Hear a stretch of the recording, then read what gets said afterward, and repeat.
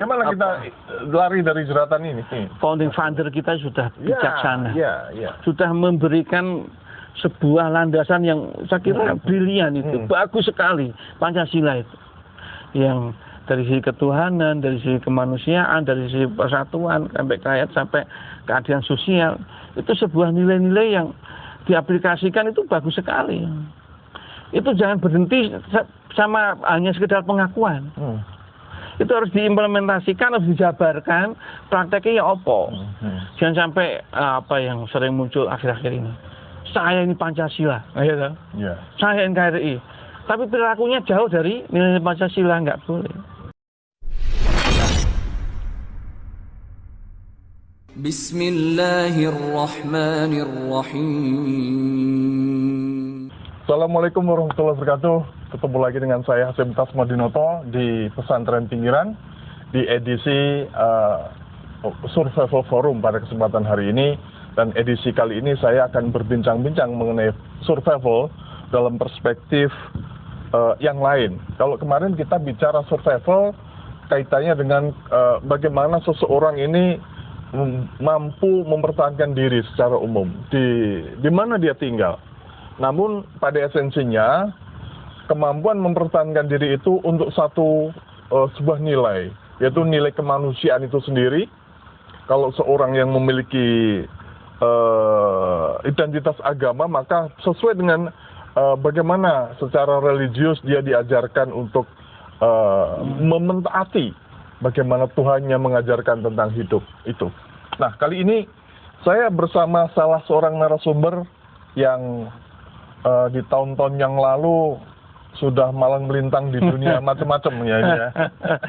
Nah, saya kenalkan namanya adalah Mas Ikhwan. Lengkapnya siapa, Mas? Ikhwanul Muslimin. Ya, Ikhwanul Muslimin. Jadi ingat satu pergerakan di luaran sana. Mas Ikhwan, kalau kita bicara tentang survival itu kan ya memang secara umum adalah kemampuan mempertahankan diri, karena survival ini dikenal pada awalnya pada teman-teman yang ada di pecinta alam misalnya aktivis-aktivis lingkungan yang kemudian sedang memiliki misi-misi penjelajahan di alam terbuka itu. Tetapi pada esensinya seperti yang tadi saya katakan, survival sendiri memiliki satu makna lain, yaitu kemampuan mempertahankan diri itu dalam konteksnya adalah identity. Arti identitas itu adalah nilai yang dibawa oleh manusia itu. Pertama adalah nilai kemanusiaan. Tentu itu harus ada. Apa sih yang kemudian menjadi bernilai pada diri manusia? Nah, kedua nanti akan ada nilai-nilai kultural, di mana dia ada tinggal di situ, dan nilai-nilai yang lebih luas lagi, nilai-nilai kebangsaan. Nah, kita mulai dari yang pertama ini, Mas Ikhwan. Nilai nilai kedirian manusia itu. Kita awali dari situ dulu. Gimana? Baik, bahwa hidup ini kan penuh dengan perjuangan gitu ya. Dan hidup ini dengan keanekaragaman. Dengan ragam pergaulan kita, dengan latar belakang yang berbeda-beda, dengan latar belakang keyakinan yang berbeda-beda, dengan loyalitas yang berbeda-beda, maka kita sebagai diri harus punya identitas. Yang kita yakini sudah barang tentu, karena tadi kita disinggung karena sebagai makhluk Tuhan, makhluk Allah, maka kita mengikuti aturan Allah. Dan itulah akan menjadi barometer ukuran identitas kita. Ketika dalam sebuah komunitas, kemudian komunitas itu berseberangan dengan nilai-nilai yang diajarkan oleh Ta'ala, maka kita harus berani menyatakan tidak gitu. Berani menyatakan tidak. Karena kita sudah punya identitas, sudah punya pilihan gitu. Dan ini komitmen ini harus kita jaga. Jangan sampai kita miar-miur, bahasanya orang sini itu. Atau bunglon gitu. Sana warna beda, sana warna beda, kita harus punya warna sendiri. Sebagaimana ikan di lautan, selagi masih hidup itu tidak akan terpengaruh oleh asinnya garam. Gitu. Nah, artinya warna yang artinya kita sudah satu satu paket.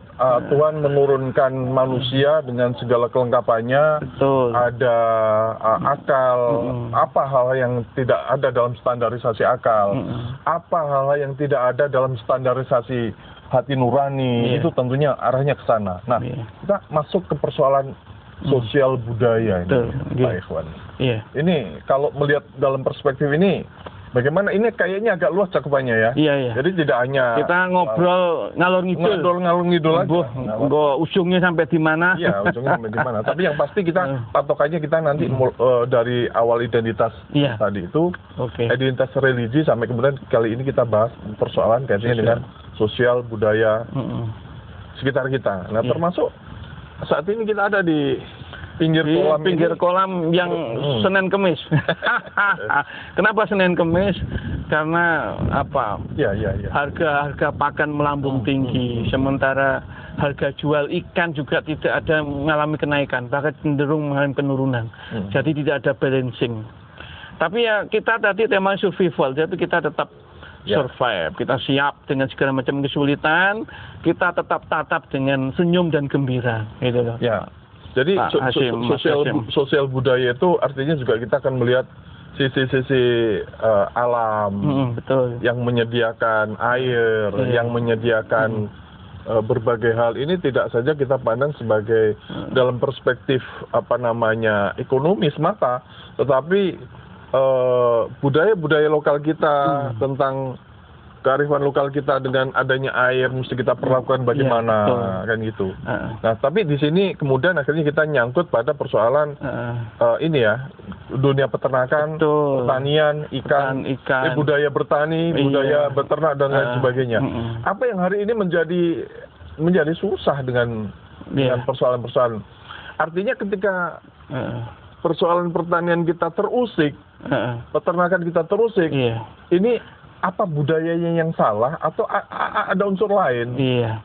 Jadi gini loh, kita sebagai masyarakat kecil, dalam sebuah komunitas kita punya masyarakat, punya komunitas pertanian, punya komunitas perikanan, di situ ada negara, negara punya dengan segala kewenangannya bisa mengatur misalkan pupuk, bisa mengatur misalkan pakan ikan, bisa mengatur misalkan harga pasar mestinya. Itu negara bisa hadir di situ. Tapi saat ini masih hukum hukum alam ya. Atau ya boleh dikatakan kapitalis gitu ya. Jadi, atau lebih tepatnya kira-kira hukum rimba. Hukum rimba gitu. Ada yang besar, itu bisa berkembang dengan pesat, ada yang menengah, ada yang kecil. Dan saat ini yang terjadi saya lihat itu misalkan di pupuk gitu ya, pupuk langka. Dan kayaknya masa-masa ini ya kita dengar cerita tentang pupuk langka. Dulu itu nggak pernah gitu. Ini ada apa? Negara di mana posisinya, ya kan? Terus harga pakan juga naik, biasanya naik itu cuma 2.000 Pak Hasim. Ini naik sampai 50.000. Itu luar biasa. Nah, orang Papua bilang luar biasa sama sekali. Luar biasa sekali. Jadi ya terus terang kami dari kelompok pembudidaya ikan, terutama dalam hal pembenihan, saat ini sedang mengalami kesulitan. Dalam artian tidak ada keseimbangan antara harga pakan dengan harga jual. Itu nggak ada keseimbangan. Jadi kalau ini diteruskan seperti ini, dia ada campur tangan daripada negara, ya lama-lama kasihan. Yang kecil semakin terpinggirkan, yang besar semakin besar. Padahal kita ya dalam konsep penjaga keseimbangan itu harusnya yang punya muyul usaha itu didorong. Kemudian yang usahanya besar lebih besar lagi. Terus yang belum punya usaha didorong bagaimana bisa berusaha. Tapi kalau tidak mampu itu kita santuni. Makanya di Islam itu ada mengenal zakat, gitu, yaitu mal, infak, sedekah, itu menjaga keseimbangan sosial. Jadi yang kaya peduli, yang miskin fakir miskin mendoakan, yaitu pemimpinnya adil, peduli. Ya itu kalau pilar-pilar itu ada, sosial masyarakat akan mengalami sebuah balancing keseimbangan dan enak hidup ini. Artinya sebelum bicara bagaimana eksistensi budaya, eksistensi sosial yang kuat, ini kita sudah posisi hari ini sudah hiruk pikuk dengan persoalan ekonomi yang rumit hari ini ya, kaitannya dengan pakan yang harganya melambung, sementara masyarakat tidak punya alternatif, Pak Ivan. Betul. Terus pupuk yang tinggi, sementara masyarakat sudah banyak meninggalkan hal-hal yang budaya-budaya lokal yang mestinya tetap di ini. Bukan sekedar tinggi, kosong kadang-kadang. Kosong. Tidak ada barang. Padahal waktunya mau manen, harusnya pupuk yang terakhir. Itu pupuk apa ya, ZA atau apa ya. Itu nggak ada barangnya, akhirnya hasil panennya minim. Ini soal-soal kehidupan masyarakat sosial. Ini harus diselesaikan secara bersama-sama. Masyarakatnya bagaimana, budaya untuk ta'awun, ya, bahasa kita ya, bahasa agama ta'awun, tafakul, saling menikul beban. Bahasa lain dalam konteks Indonesiaan gotong royong. Ya. Jadi yang besar mengayomi yang kecil juga bekerja sama, maka akan terjadi sebuah pola simbiosis mutualisis. Tapi sekarang saya lihat ya, perhatian budaya atau konteks masyarakat saya lihat ya. Jadi yang punya muyul usaha ini dibiarkan. Ya, saya lihat tuh ya, bisa benar bisa salah. Terus yang kaum miskin itu dikasih bantu cash, ya, BLT atau apa. Itu dalam jangka panjang itu soal. Boleh membantu bagi yang tidak mampu, ya, oke, bagus itu. Tapi kita harus memberikan mental survive, mental berjuang agar bisa bangkit, agar bisa mandiri. Persoalan itu bisa diselesaikan dalam jangka panjang, jangan jangka pendek. Gitu. Sehingga istilahnya ada jaring pengaman sosial itu tidak hanya pada persoalan BLT atau bantuan langsung, tapi juga bagaimana padat karya dan membantu memandirikan masyarakat rakyat dengan kewirausahaannya itu yang lebih ditumbuhkan. Ini nggak ada upaya-upaya ke arah sana. Ya saya lihat ini nggak ada, atau kalau itu ada sangat tidak nampak gitu ya, artinya tidak dominan. Di gitu. satu sisi yang lain, bagaimana mensubsidi perusahaan-perusahaan besar, pabrik kain, disubsidi bank dan segala macam itu subsidinya besar-besar. Tapi untuk usaha sendiri rakyat yang notabene jumlahnya banyak, ini kurang. Kita pernah baca data ya, Kang Hasim. Jadi uang itu beredar. Kalau di persentase jumlah petani, ya toh, petani termasuk peternak ikan ya, itu jumlahnya besar. Kalau nggak salah 70% berapa. Itu. Sementara yang sektor keuangan itu sedikit, perbankan, pasar modal itu sedikit. Tapi ternyata sudah dilihat uang beredar atau uang kepemilikan uang itu persentase kecil di jumlah mayoritas itu. Karena di sekitar keuangan itu uang yang besar ada sekitar situ. Jadi ada ketimpangan, ada pemerataan. Ya. Artinya jangan sampai kayak lagunya Roma itu yang kaya makin kaya, yang miskin. Ada, nggak perlu saya sebutkan tokohnya, tetapi dia sering mengatakan yang kecil biar tambah besar, yang besar silakan tambah besar lagi, tapi yang kecil ini tambah besar. Iya, betul. Yang miskin ini menjadi kaya atau menjadi mampu, tetapi yang besar silakan tambah besar, atau tetap pun tidak masalah, sudah besar. Kita nggak mau mengganggu yang besar-besar, monggo silakan. Ini kalau saya sebutkan tokohnya nanti saya dikira kampanye atau pro dia, padahal kita hanya pro dengan gagasan-gagasan yang memang kita itu kalau memang hal itu baik, gitu, kita perlu terima dan kita amalkan. Oke, Mas Ikhwan. Jadi kalau petani itu besar jumlahnya, peternak ikan itu besar jumlahnya, justru dalam sistem kapitalis memang ya sudah, ini adalah pasar saya.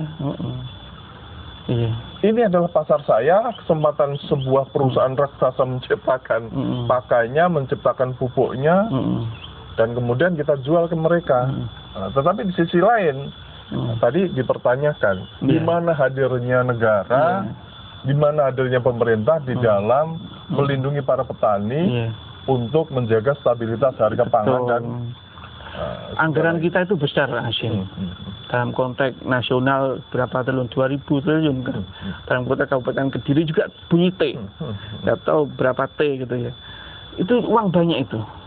Artinya kalau kita coba peta, rakyat saya itu banyak kan petani. Perhatian apa yang baik untuk petani? Ya, toh? Supaya bertani itu tumbuh dan berkembang. Ya. Jangan hanya tidak hanya infrastruktur yang kadang-kala proyek. Ya, Ya, persepsi orang proyek itu ya kadang-kala golek bati, mohon maaf. Ya, cari Ya, untung. golek untung. Jadi tidak menyelesaikan masalah. Jadi harusnya anggaran ini langsung diplot sekian persen untuk bagaimana petani bangkit. Nah, mungkin kalau dulu mereview sekian tahun yang lalu ketika Mas Ikhwan pernah ada duduk di jajaran Dewan Perwakilan Rakyat di Papua Iya, itu, betul. seperti apa sebenarnya yang pernah diperjuangkan di sana waktu itu? Kalau saya dulu itu di perkotaan ya. Jadi saya lebih banyak mengadvokasi pedagang-pedagang kaki lima, pedagang-pedagang pasar. Ya. Memang sektor pertanian waktu itu kecil ya. Ya, karena posisinya Posisi ya. di perkotaan ya, di perkotaan. Maka kita hadir itu ya bagaimana mengadvokasi, terus ketika warga itu butuh kita hadir. Ya. Intinya masyarakat itu mudah kok, apalagi yang di perkotaan ya. Berpikirnya mudah, yang penting itu awaknya sehat, uteknya pinter, terus dompetnya kebek, dompetnya penuh, itu simpel itu aja. Kalau itu terpenuhi, insya Allah ini tenanglah mereka, ya tenang. Ya kesehatan ya benar-benar sehat, imitasinya dengan kesehatan. Pelayan kesehatan yang berkualitas dan terjangkau dan murah. Kemudian dompetnya tebal ya dengan memperhatikan ekonomi, membuka ruang-ruang usaha, membuka ruang-ruang bagaimana orang tumbuh berkembang di usahanya. Ya. Begitu. Artinya kalau kembali kepada persoalan sosial budaya kita memang sangat dipengaruhi dengan persoalan ekonomi ya, yang kemudian akan itu bisa mengurus budaya baik kita, misalnya budaya silaturahmi, budaya ta'awun dan lain sebagainya, itu menjadi cukup berpengaruh pada saat memang kemampuan atau daya beli masyarakat kita itu turun. Yang biasanya kita nyumbang temen itu 50.000 karena situasi sulit, jadi cuma 20.000, 25.000, seperti itu. Maka itulah yang saya rasakan ketinggalan.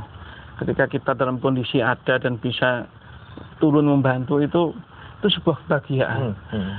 Tapi kalau ada soal, ada kebutuhan, ada yang perlu kita bantu, kita nggak punya uang, itu sedih, Pak. Waduh, pengen bantu tapi nanti duit, ya, itu sebuah kesedihan. Artinya gini, dalam masyarakat itu kan sejak zaman dulu ya, miskin, kaya, sedang itu ada, sejak zaman dulu. Maka kalau kita ngeterapkan nilai-nilai Islam, insya Allah akan seimbang kehidupan ini. Membudayakan itu akan seimbang. Yang Islam kan yang tua menghormati yang muda, yang kaya membantu yang miskin mendoakan yang kaya, ya toh. Terus pemimpinnya juga adil. Ya. Itu konsep-konsep itu kalau dikembangkan luar biasa.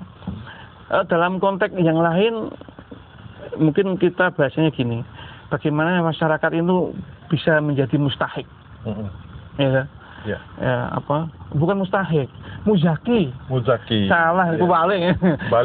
Kebalik. Jadi muzaki, bagaimana diperbanyak, ya mustahik diperkecil.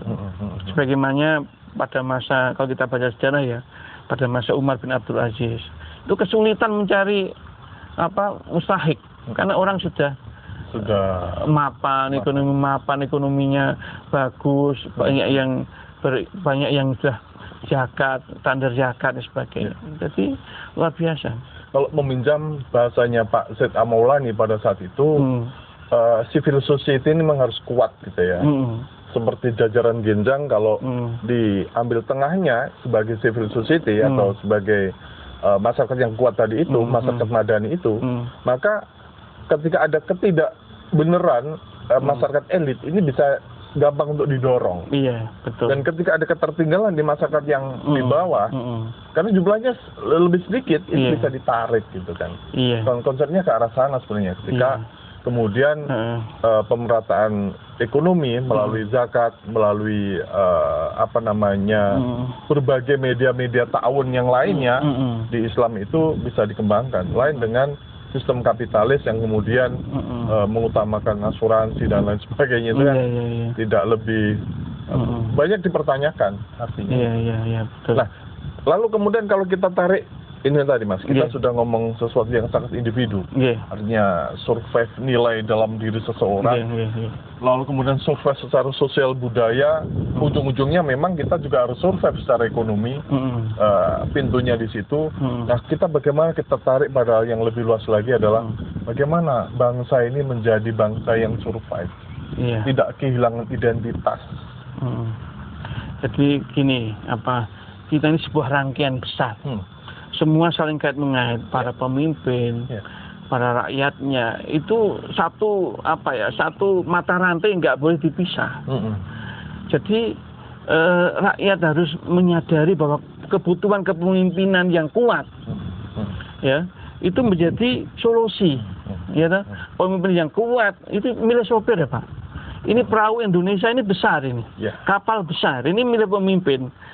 Dia harus tahu apa yang dituju dan bisa tahu GPS-nya, tahu jalan pintasnya, tahu sarana untuk menuju ke sana itu harus tahu. Maka ya kita sama-sama peduli, rakyatnya peduli, pemimpinnya peduli, ya itu akan jalan. Saya prihatin beberapa persepsi warga gitu ya. Masnya apa mikir-mikir negara gitu. Yang penting awake dhewe ya maju tetap maju. Ya sawah tetap sawah. Bagus siapapun pemimpinnya itu berpikir apatis dan gitu. Macam tidak peduli. Tidak peduli. Dan ini kalau banyak berpikir begitu ya sudah kacau kita. Akhirnya kalau ada momen-momen pemilihan ya baik pilkades, pilkada, pileg, pilpres, ya maka dibuat bisnis. Iya caranya untung, ini bahaya ini. Ini bahaya dalam jangka panjang. Dalam artian apa? Kalau warga itu berpikir seperti itu, maka pemimpin akan dikuras sebanyak-banyaknya. Dan seorang calon pemimpin itu mengeluarkan uang sebanyak, akhirnya begitu jadi, ya dia berpikir mengembalikan modal, mencari ganti sebanyak-banyaknya. Jangan sampai seperti itu, jangan sampai kita dikasih gula-gula yang lain. Artinya dengan cara itu akan kemudian menjual jati diri. Betul. Ya, karena jati diri bangsa ini adalah pertama ketuhanan yang Maha Esa. Bahwa kita yang memiliki Tuhan yang mengajarkan segala kebaikan. Betul. Bahkan di dalam ketuhanan itu ada sila-sila di bawahnya. Kemanusiaan yang adil dan beradab. Persatuan Indonesia. Kerajaan yang dipimpin oleh hikmat, kebijaksanaan dalam permusuhan perwakilan. Keadilan sosial bagi seluruh Indonesia. Ini apa kemudian yang artinya ada satu keterputusan pada saat kemudian kita bertransaksi. Iya. Dalam berpolitik bertransaksi ini. Akhirnya apa? Ada pihak lain yang ingin ikut membeli. Iya, betul. Nah ini sebenarnya bagaimana kita lari dari jeratan ini? Founding father kita sudah bijaksana. Sudah memberikan sebuah landasan yang saya kira brilian itu. Bagus sekali Pancasila itu. Yang dari sisi ketuhanan, dari sisi kemanusiaan, dari sisi persatuan, sampai rakyat, sampai keadilan sosial. Itu sebuah nilai-nilai yang diaplikasikan itu bagus sekali. Itu jangan berhenti sama hanya sekedar pengakuan. Itu harus diimplementasikan, harus dijabarkan, prakteknya ya apa. Jangan sampai yang sering muncul akhir-akhir ini. Saya ini Pancasila, saya NKRI. Tapi perilakunya jauh dari nilai Pancasila, nggak boleh. Nggak. Dan perilakunya jauh dari membentengi NKRI. Dalam konteks keagamaan, mengaku bangga dengan Islam. tapi akhlaknya buruk. Ya. Gitu. Bangga dengan Islam, tapi dengan sesama Islam tidak menjalin ukhuwah. Ya. Bahkan ada kadang-kadang fitnah. Itu Ya. kan ya nggak bagus. Harus implementasi. Yang penting implementasinya. Ya. Artinya al-fahm, dipahami dulu. Ya. Ya, setelah paham, diinternalisasi, terus diobjektifikasi, dilaksanakan. Implementasi. Diimplementasikan. Jadi objektifikasi itu sudah dilaksanakan. Oh, iya. nilainya itu rasanya seperti ini loh. Nah, kalau ini kita budayakan, nilai Pancasila budayakan dalam konteks keagamaan, nilai-nilai Islam, ya saya kira akan berseiringan dengan nilai-nilai Pancasila, ya toh. Karena para pendiri itu juga orang-orang tokoh-tokoh yang religius. Ya. Saya kira itu kalau dibudayakan dalam konteks implementasi itu bukan hanya sekedar isapan jempol. Ya, artinya kalau begitu boleh dibilang persoalan-persoalan kehilangan identitas kebangsaan kita itu berawal dari kekuatan leader kita. Iya. Leader harus orang yang kuat untuk menjaga apa yang diamanatkan oleh kemerdekaan itu. Iya, betul. Yang ada dalam Undang-Undang Dasar 45 dan yang tertera di dalam Pancasila. Tentunya seperti itu. Iya. Ya. Dan leader itu kan dia harus punya visi ya. Kalau landasannya kan sudah ya, dilandasi oleh Pancasila, Undang-Undang Dasar 45, NKRI, itu Bhinneka Tunggal Ika. Itu sebuah nilai-nilai yang sudah konsensus ya, sepakat ya. Ya. Tinggal dalam tataran implementasi, visi, seorang pemimpin harus punya visi, punya mimpi, mimpi yang besar, itu harus sama dengan rakyatnya. Ya, oke. Kalau Mas Ikhwan bicara rakyat, saya tarik ke belakang sedikit, mundur sedikit. Bicara rakyat, di sana ada wakil rakyat. Betul. Artinya pemimpin ini tidak sendirian. Betul. Pemimpin tidak sendirian, ketika lemah bisa dikuatkan wakil rakyat. Ketika wakil rakyatnya yang kurang bagus bisa ditegesin sama yang pemimpinnya. Nah, ini posisi kita hari ini dua-duanya menyusahkan. Bahkan ada seorang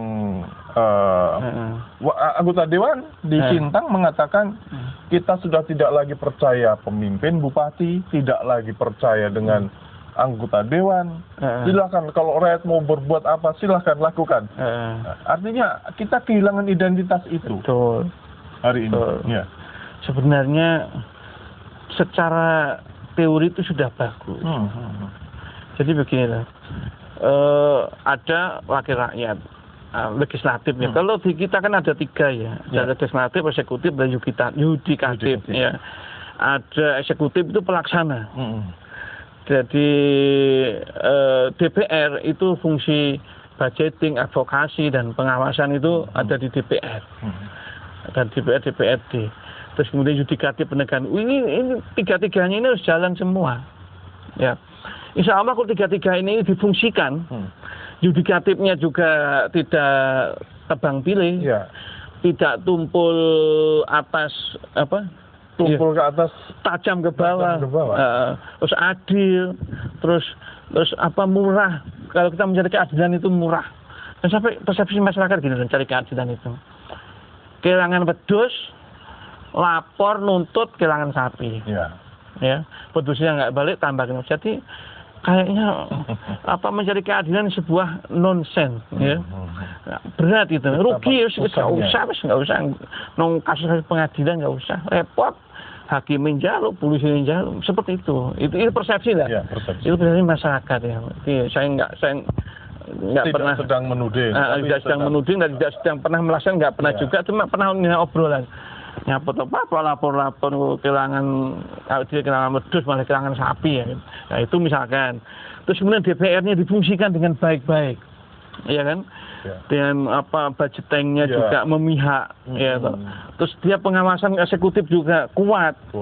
Kemudian fungsi aturan legislasinya itu juga memihak. Saya kira dilaksanakan luar biasa. Eksekutifnya juga seperti itu, dia melaksanakan dengan amanah, dengan sungguh serius dan bisa dipertanggungjawabkan dan tidak memandang rakyatnya, oh ini pendukungnya, ini tidak. Saya kira ini sarana Jadi legislatif, yudikatif itu fitur. Ya. Itu bagus. Kalau dilaksanakan dengan sebaik-baiknya. Jadi kita jangan sampai berpikir nggak usah itu Ya. apa. Terus kalau kita nggak pakai sistem itu pakai sistem apa? Ya. Artinya jadi tidak hanya eksekutifnya tapi legislatif juga.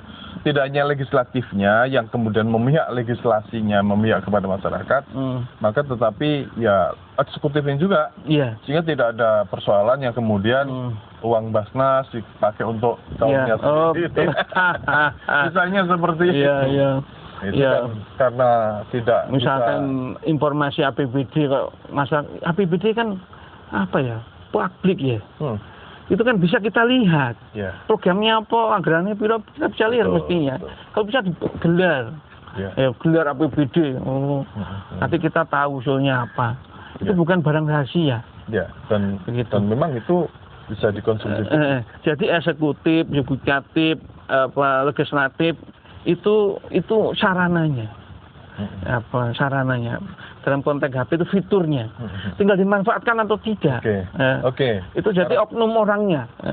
Jangan sampai kita berpikir orangnya jelek lalu kita bubarkan aja, itu jangan. Ya. Ada yang bilang, ini mungkin sebagai closing statement di obrolan kita siang ini. Ada yang bilang begini, Mas Ikhwan, sebenarnya ini yang salah ini, yang bisa disalah-salahkan ini pemimpinnya saja, atau rakyatnya yang salah. Jadi artinya kalau rakyat yang salah, pemimpinnya nggak salah. Atau dua-duanya salah, sehingga kita mendapatkan pemimpin yang seperti itu. Kita merujuk kepada hadis ya. Jadi kamu itu dikasih pemimpin sesuai dengan keadaanmu. Gitu. Kamu itu siapa? Rakyat. Gitu. Ya kita semua akan diberikan sesuai dengan keadaan kita. Artinya apa? Kalau kita ingin memperbaiki pemimpin, kita juga harus memperbaiki nih masyarakat ini. Sehingga kalau masyarakat sadar hukum, sadar politik, sadar memilih pemimpin kualitas, tidak transaksional, gitu. Terus kita memilih pemimpin yang betul-betul berkapasitas, berintegritas, ya punya moralitas bagus. Insya Allah ini saling berkait, Pak. Tidak bisa kita bisa pemimpin kita ya dulu mungkin prosesnya juga, masyarakat juga tidak pilih-pilih, hanya yang dilihat kelihatannya banyak uangnya, itu yang orang baik, kan begitu. Ya jadi kita introspeksi ya masing-masing kita masyarakat, pilih kita pemimpin yang berkualitas, yang betul-betul bisa memikirkan dan bisa mengarahkan kita kepada jalan keluar dari kesulitan-kesulitan kita. Gitu. Artinya kita juga harus berlaku yang cerdas, berlaku yang tegas, betul, dan kemudian juga satu lagi yang tidak kalah penting adalah berpikir yang waras ya. Betul. Oke. Iya. Oke, mungkin obrolan ini sampai di sini dulu, pemirsa. Insya Allah nanti lain waktu kita akan sambung lagi dengan perspektif yang lain dari Survival Forum dan saya Hasyim Tasmodinoto bersama saya Ikhwanul Muslimin, peternak ikan mujair. Mujair. Tetap semangat dalam situasi apapun, bahwa kita yakin ketika kita melakukan sesuatu Allah tidak tidur, Allah pasti akan memberikan balasan sesuai dengan amal dan kita lakukan dan sesuai usaha. Saya kira demikian, Mas Hasyim. Oke. Tetap semangat. Assalamualaikum warahmatullahi wabarakatuh. Waalaikumsalam warahmatullahi wabarakatuh.